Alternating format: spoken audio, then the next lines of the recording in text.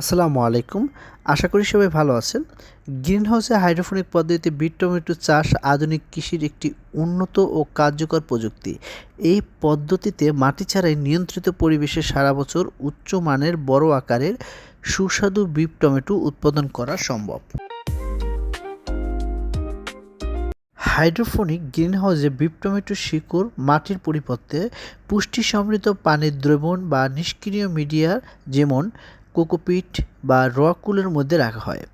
এতে গাছ প্রয়োজন অনুযায়ী পানি, পুষ্টি ও অক্সিজেন পায়। এর ফলে গাছের বৃদ্ধি দ্রুত হয়, ফুল ও ফলের সংখ্যা বাড়ে এবং বিট টমেটোর স্বাভাবিক বড় আকারের ও দৃঢ় গঠন বজায় থাকে। গ্রিনহাউস ব্যবস্থার তাপমাত্রা, আর্দ্রতা, আলো ও কার্বন ডাইঅক্সাইড নিয়ন্ত্রণ করা যায়, যা বিট টমেটো চাষের জন্য অত্যন্ত গুরুত্বপূর্ণ। এই নিয়ন্ত্রিত পরিবেশে গাছকে রোগবালাই ও প্রতিকূল আবহাওয়া থেকে রক্ষা করে। শীতকাল বা কম আলোতে কৃত্রিম আলো ব্যবহার করে নিয়মিত উৎপাদন সম্ভব। হাইড্রোপনিক পদ্ধতিতে পানি ব্যবহারের দক্ষতা অনেক বেশি। পুনর্ব্যবহারযোগ্য পুষ্টি দ্রবণের কারণে প্রচলিত চাষের তুলনায় অনেক কম পানি লাগে।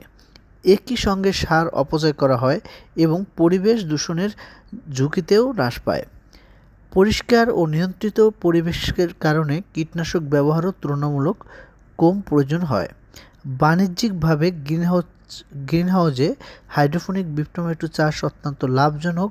কম জায়গায় বেশি গাছ লাগানো যায় এবং নিয়মিত ও পূর্ণমানযোগ্য ফলন পাওয়া যায়। ফলগুলোর আকার, রং ও গুণমানে একরকম হয়, বাজারে এর চাহিদা থাকে।